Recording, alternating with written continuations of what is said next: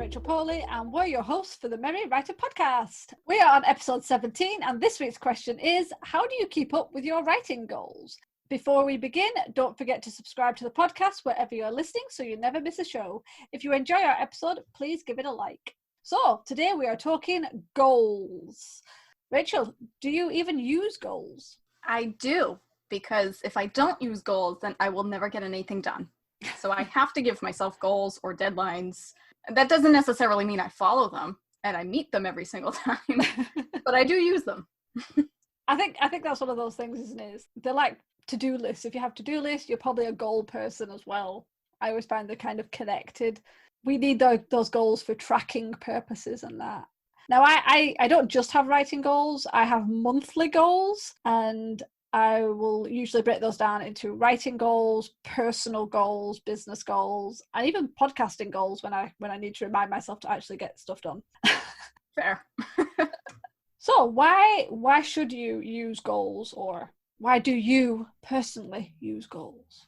Well, why I personally use goals, as I just said, I would never get anything done otherwise. I didn't always use goals, but when I started my blog back in 2012, I wanted to get into a better routine with writing and with blogging. And I don't think I started really taking my blog seriously until about 2015 or so. And that's when I started using goals, because like you, I use monthly goals. And I do writing goals, blogging goals, now podcasting goals. So when I started using goals, I realized that writing is heavily dependent on deadlines. Whether you have an agent or not, or whether you're published or not, you want to be organized and have things done in a timely manner, or else nothing will get done. So when I started creating goals on my blog, I tried to create blogging goals so that I would have my blog posts done in a timely manner and know when all of them would go up. But I also had writing goals because I didn't want to spend all my time blogging and then my novels would fall to the back burner. Yeah, I think goals help for that, because otherwise you can end up prioritizing one thing over another, and then you blink and suddenly it's been months and you haven't touched your novels or you haven't touched your blog or something. I have to admit, I didn't used to do goal setting when I was younger. I did love my to-do list and everything, but goal setting wasn't a big thing for me. I'm not sure when it kicked in.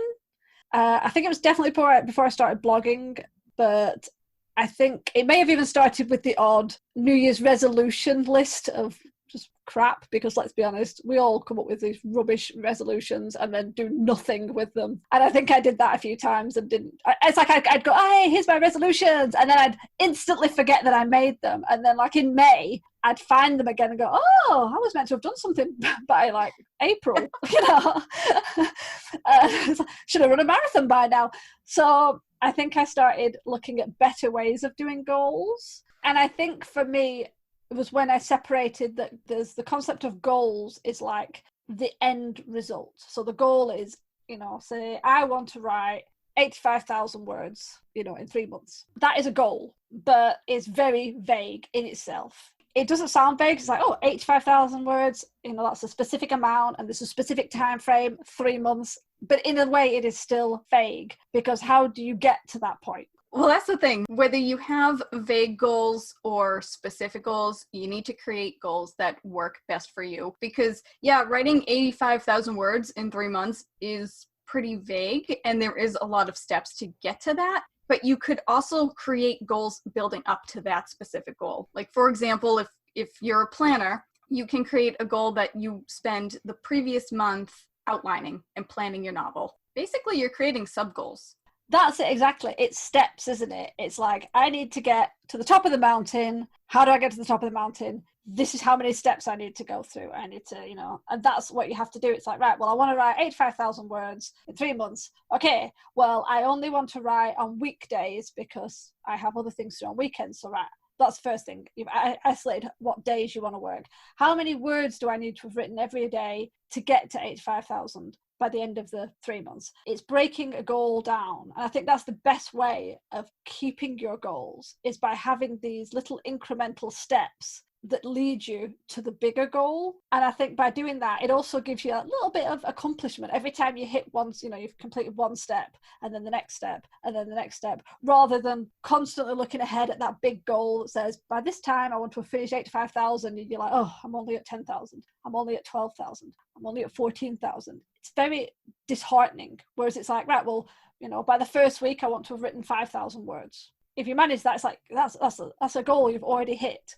And then your next one, I want to have written 10,000 words by this date, 15,000 words by that date. And I think that is what stops people from hitting their goals, is they come up with the big overarching goal. I want to write a novel. I want to write this many words. I want to get published. And I think the issue people have of struggling to hit them, or even avoiding goals, is because if you don't build up these little incremental goals or these incremental steps to hit that goal, you struggle to finish it at all. And then you just get completely disheartened. Well, that's the thing. Vague goals are totally fine, but they can be overwhelming. Like, as you just said, if you just look at the big goal, then you're like, oh, how am I going to get there? What am I supposed to do? What steps do I take? But that's where I really like having a daily to-do list, or even a weekly to-do list. You have your vague goal that, say, you want to complete it in a month or 2 months or 3 months, but then you break that month up into the 4 weeks and you say, this is what I need to get done by Friday of week 1, by Friday of week 2, and so on. And then even from there still, you can say, okay, in order to get to this goal by the end of the week, I need to do X, Y, and Z. So I can do this task on Monday, this task on Tuesday, and so on and so forth. And as long as you keep up with it, it really works. And it's so helpful. It keeps you organized. It keeps you sane. Again, as long as you keep up with it, because sometimes goals and getting into that routine is pretty difficult. I know they say that it takes about 2 weeks to form a habit. I've tried doing stuff for 2 weeks. I've lasted 3 weeks. It doesn't always work. It all depends. Yeah, I think it's months and months before a habit really kicks in personally these days. Yeah. Oh, yeah. But for me, I really like using Habitica. It's a website. It's called habitica.com. And I'm a gamer. So basically what Habitica does is you can create a list of dailies. So there's stuff that you want to create a habit for. There's things you want to do every single day. But there's also a to-do list that you can create one big goal, but then you could also have little check boxes underneath it to get to that goal. And I really like utilizing that. And obviously, as you check off things, you gain experience in your little avatar. You can have gain magic and stuff like that. It's pretty cool. But I like utilizing that. And one thing I use, for the dailies, I'll put write on that so that every day it'll just be in my face. And they have streaks. So if you skip a day, it'll go back down to 0 and it makes you feel pretty bad. Try this app. It makes you feel bad. Sounds great. Well, I mean, if you're a gamer and you know what I'm talking about, if you skip a day of doing your daily or something like that, you'll lose health points. And then once you get to 0 health points, your avatar will lose a piece of armor or a weapon or something like that. So there are little consequences. It tries to keep you on top of your own accomplishments, basically. Yeah, so it's almost like a type of accountability in a way. Yeah. But I mean, I think that's one of the reasons that resolutions never work, is because you get people going, I want to go on a diet, or I want to lose this weight, or I want to run a marathon, or whatever people put on resolutions these days. And it's like, okay, but if you've never exercised, or if you don't run and you suddenly want to run a marathon, and you want to run a marathon that year, that is a useless goal without steps, without checklists, without a way of moving the needle forward. And that's the issue with goals. And I think that's the best way of keeping up with your writing goals. It's to sort of drill down into, what do you need to do to hit the goal? And I have in the past drilled right down to not just, write 1,000 words today or write 500 words today. It'll be write such a scene, or write the first 3 pages of chapter 4, complete these 3 character profile pages. It's been something so specific that I'm not even sitting at my desk going, okay, I've got to write 500 words, or I've got to write 1,000 words. What am I going to write about? Where should I start? Because I don't write linearly. I do jump around. So it's not like I can just sit down and think, right, well, I wrote chapter 2 yesterday. I'm going to write chapter 3, because I don't work like that. So I will often plan down to say, right, well, today I am going to write this specific scene or this specific chapter. And it stops me from drifting off and spending 3 hours trying to figure out what I want to write. That's how I personally have managed to keep on with my writing goals, by being that specific. Well, I think for people like you and me, like we are planners and we are very organized, and I think in some cases both of us are a perfectionist depending on whatever we're doing. So having those specific goals really, really does help us. But with that said, what do you do to prepare for those goals? Like for me, writing, I've set it up into the different stages. I have outlining, I have writing the first draft, I have editing the first draft, and then there's revising and all that fun stuff that happens later. So when you have a goal and you're saying, I want to outline this book, what sort of sub goals do you have to get to outline that book? If we're talking like outlining, that's not always easy for me because I outline in such a weird way in my system. But what I usually do is I block my time, and it's like, well, first I'll do a bit more brainstorming to make sure I've got all the notes I need before I even start outlining. Because even when I think I've got all my notes, I usually don't. The planning stage for me is one of the biggest stages. So when I'm doing planning for the outline, I will block large amounts of time, usually like full days, where I have no distractions, no interruptions. You know, there's a sign on the door. I make sure I've not got to be anywhere. I don't have to go and get groceries, so nobody needs me for anything, and if they do, they can't get hold of me. And then I will do, because I like to outline on the floor, I like to have what I call tabs, and I just have my main points, and I will just move them around and kind of create a jigsaw puzzle of my outline. And I know from experience how long that can take. And then so with my outlining, there's almost always massive blocks of time that I use. Whereas if I was doing the writing, that's different, because I can't sit for long periods of time writing. When I was younger, I was able to sit down for like 5 hours and just write and get loads written. I can't do that anymore. I don't know if it's because I have other things that need my attention, whether I just can't sit on my ass that long. So what I do is the writing stage then becomes shorter blocks where it's like, right, write 1,000 words, write 500 words, write 300 words, just write something. But then I will obviously go deeper down into what I'm specifically wanting to write on those days. But with the outlining or even the editing, they're bigger blocks. And I need to say, right, on this day, I'm going to block 5 hours. The first hour is going to be setting the room up, getting my equipment, making sure nobody knocks on the door and bothers me. The next 3 hours are going to be laying out all the tabs, setting up the chapter headings, figuring out where everything goes. Then it's going to be a break. Then it's going to be something else. And I kind of really strategically structure the days for those kinds of work. See, for me, when I outline my novels, like normally when I really sit down and have a solid writing session, it's usually during one of the NaNoWriMo months. So for the month before, I have that be an outlining month. And when I outline and prepare for the first draft of a novel, I set aside time that, you know, I need to research, and I'll make a list of things that I need to research. I mean, I write murder mysteries, so I'm looking up how to kill people for the most part.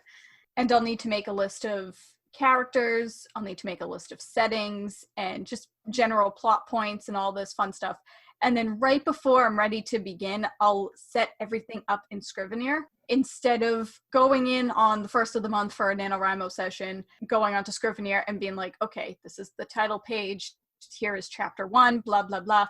I like to have it all set up so that way whenever the next time I open it and I'm ready to write, I can just hop right into the writing. That's actually a good point. I tie writing goals to mostly the actual writing and the editing and any of the stuff that comes after, where you're prepping the stories or you're doing any marketing or anything like that.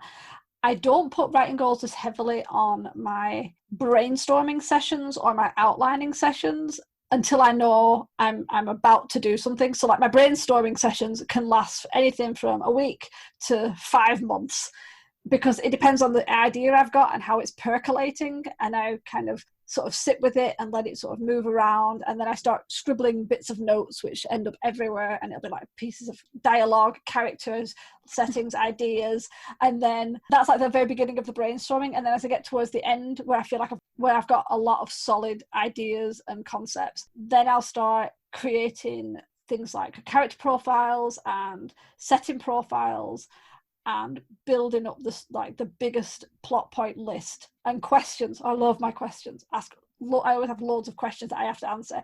And then with my outline, I sort of, again, maybe if I use a month, I'd say the first 3 weeks of that month are very nebulous. I'm kind of in and out of the outline, spend a bit of time with it, answer some questions, usually end up with twice as many coming back, until I'm at a point where I think, right, now I can actually physically outline. And then I'll spend a week where I'm hugely blocking time, say, right, this is what I'm going to do with my outline. This is how I'm going to, set up my 3 acts and my arcs and my subplots. And I think the reason I don't tie my goals tightly to any of those stages is because it can get a little bit floaty, if you will, where until the very last week where I really sort of sit down with this massive pile of papers and post-its and scribbled notes and notes on my phone and notes on Trello and notes on Evernote, and sort of like having to sort of pull it all together. I couldn't tie myself to any goals in those earlier sections because I haven't got that sense of structure at that time. Everything's just too floaty, too fluid. And if I tried to tie myself to a goal, I would miss it. I would completely miss the deadline because I couldn't structure it too tightly at the beginning. It's only when I've generated all that extra stuff that I can sit down now and be structured. And that's when I start adding my goals in. And that's when I start creating little steps and being a bit more obsessed with deadlines and timeframes. Because I think if you don't have goals, which is not bad, not everyone has goals. But I think for me, if I don't have goals, I can let things slide and I can let certain parts of my writing, I'll wait, I'll leave it a bit longer. And I have done that in the past. And I'm actually right in the middle of doing that at the moment. I've kind of let some of my manuscripts slide. I've not been putting my goals as tightly on them. I've been doing other things. And I'm trying to stop that and go back to being a little bit more rigid so that I actually get them finished. Well, that's the nice thing about outlines is that they're more of a guideline, so that when you do start the writing process, if you don't follow your outline to a T, that's okay. If you find other things that you need to research it, just make a note and, keep on writing. But that's why, like for me, an outline, I call that a loose goal, so that if I don't finish my outline by the end of the month or something, it's fine. I can just throw it out the window. It's totally okay. So the real goals begin when I start writing. So I do agree with you on that. And it is important for me, again, as you said, not everybody has goals and that's totally fine. But it's important for me to have writing goals because otherwise, I'll write a couple of chapters and then I'll toss my manuscript to the side where it'll collect dust for a couple of months. And then I'll go back to it and I'll be like, oh, I really should finish this. And I'll read what I wrote and I'll love it and it'll be great. And then I'll be like, I'll start it tomorrow. I'll start it up again tomorrow. And that's actually one of the problems I have with goals is because I do it monthly.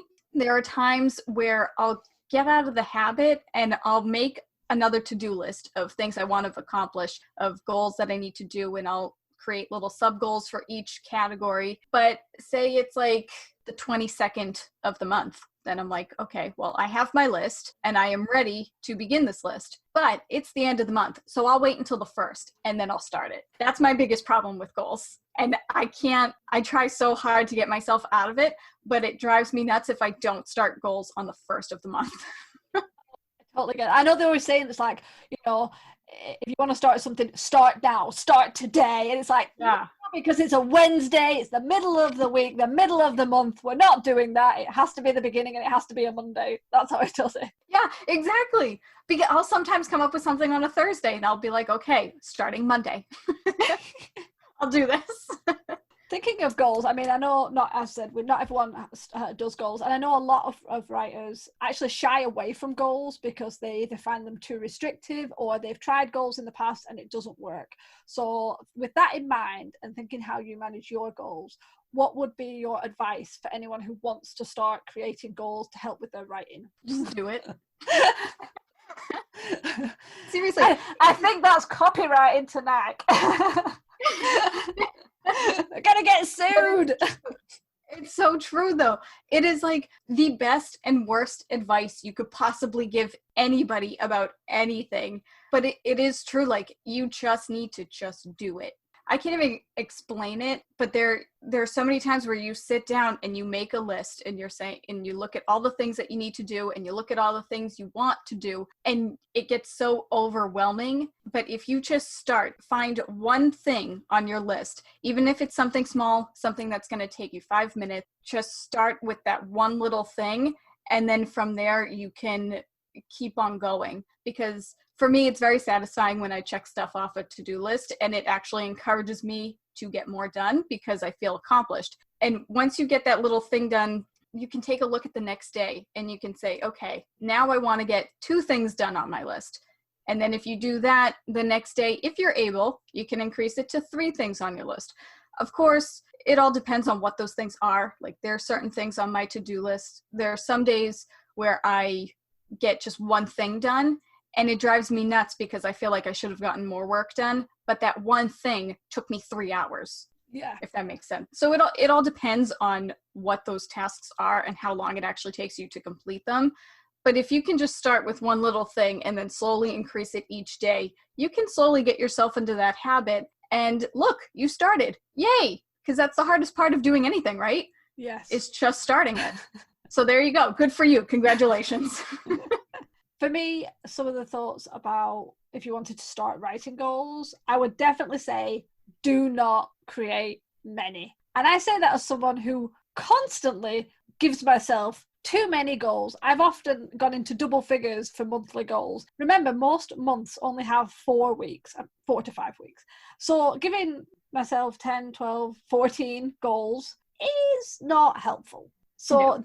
Definitely if you're starting with writing goals, start small. Just pick 1 or 2 goals, even if they're really big, and then break them down into little tiny incremental steps and go like as small as you can. Because I think it's so easy to say, oh, I'm going to write a novel. It's like, well, how to write a novel? Oh, I'm going to write, 4,000 words a day. Okay. And when are you going to do that? Do you work? Do you go to school? Do you do both? Do you have children? Do you have are you a carer? Do you have chores and responsibilities? Do you have times when you want to spend with your friends or watching telly or playing games? Don't get me wrong, if you can fit that 4,000 words in and go to work or school or look after kids or all of the above, brilliant. But most people will find their energy levels change. They don't have that kind of time. So start small. Even if it's just, I will write 100 words a day at this time or, in the morning or the evening or whatever. You start small, especially because it's been proven we underestimate how long tasks take us in general. So until you've set up a system and you've tested it, you might think, oh yeah, I can crank out 500 words in half an hour. And maybe you can. Sometimes or most of the time, but there'll be days when you will not be able to do that.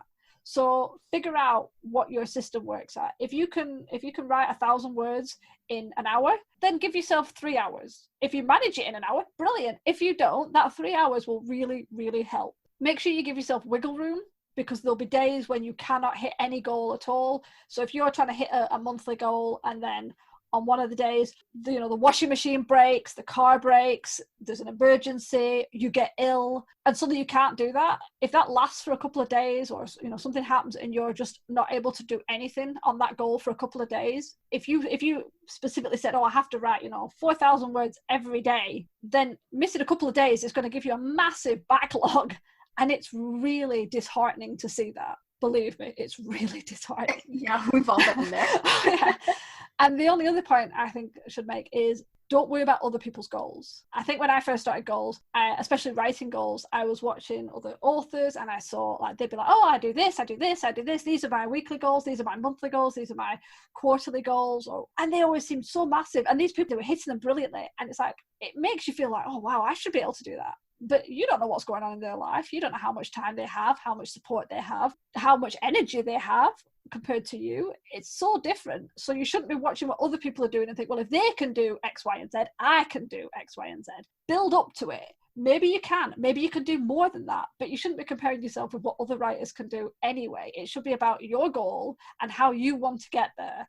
That all makes sense, and I agree with that wholeheartedly. And bouncing off of that, I would also suggest that you figure out your if you create daily to-do lists, figure out your to-do list for the following day the night before. So that way, when you wake up, you don't need to worry about, okay, what do I need to get done today? What did I even do yesterday? I don't even remember yesterday. I can barely remember what I had for breakfast. You can kind of figure that out. And if you don't get to everything on your to-do list, then that night you can look at what you didn't get done and you can kind of gauge, okay, should I put this off until tomorrow, or is this not that important that I can put it off until next week and get something else done? I find, especially with daily goals, one of the suggestions I was always told was aim for just 3 goals.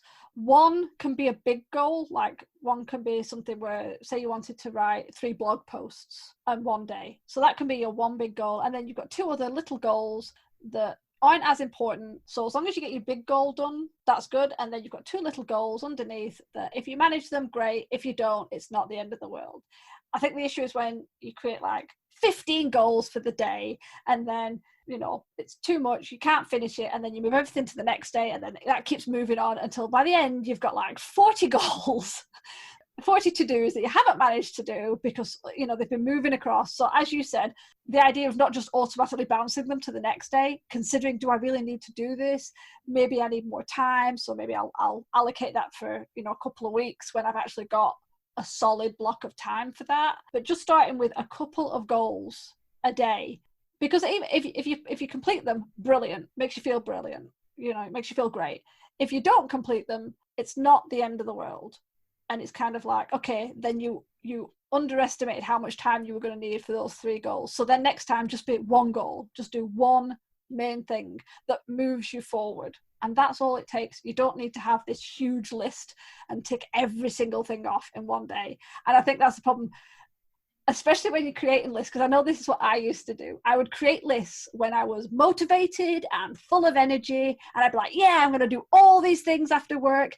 Yeah, here's 20 things. And then I get to after work, knackered after, you know, a long day at work and then an hour commute home. And then obviously, you know, a couple of chores, making food. The last thing I wanted to do was 20 things on my list that moved me towards my goal, because I did them when I was, you know, absolutely full of energy and was like, brilliant. But if I'd have been doing the goals then, perfect. But I wasn't. So be careful when you're creating like goals and to-dos, not to create them when you're full of energy, unless you're actually going to be doing them when you're full of energy. Still do that sometimes. I'm awful. And then I get mad at myself at the end of the day because I didn't even make a dent in my life. But long story short, start small, just do it and stay focused. You'll get there. Even if it's slow, but surely you will get there. I think that's it. Everyone's so quick to rush towards the end goals. Like, oh, I really want to get there, really want to get there. It's like, well, you're less likely to get there if you're rushing through it and burning yourself out and stretching everything to the point where you are physically struggling to do everything you want to do. And you're even taking the joy out of it, which is what can happen if you overdo it. As we've talked, the habit will come. It might take a while, but it will come.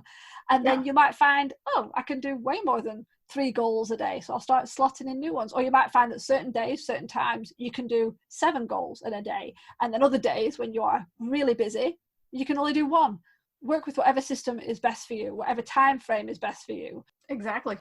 Okay, I think we're gonna end it there. So we do hope you enjoyed this episode. Let us know how you keep up with your own writing goals in the comments or on Twitter using the hashtag #TheMerryWriterPodcast. If you want to get some extra content, head over to our Patreon page at patreon.com/TheMerryWriterPodcast. You can support our show and get yourself some great rewards. Tune in next week for another episode of The Merry Writer Podcast, where we ask all the right questions. Thanks for listening. Bye. Bye.